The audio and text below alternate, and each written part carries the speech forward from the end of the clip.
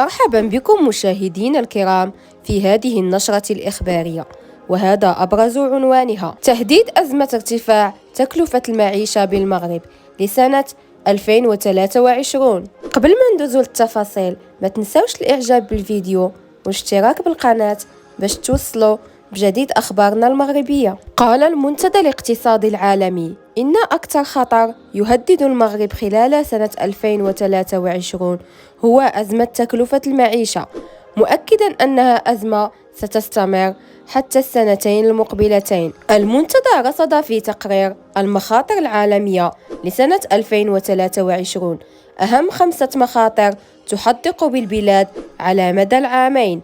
أولها أزمة تكلفة المعيشة، ثانيها تضخم سريع أو مستدام بالبلاد، ثم خطر الصدمات الشديدة في أسعار السلع الأساسية وأزمات حادة في المعروض من السلع الأساسية. ونبه المنتدى الاقتصادي العالمي إلى أن المخاطر التي تعرفها مختلف بلدان العالم تكون أشد تأثيرا على أكثر أجزاء المجتمع ضعفا وهشاشة، مما يساهم في زيادة الفقر والجوع والعنف والاحتجاجات وعدم الاستقرار السياسي حتى تنهار الدول.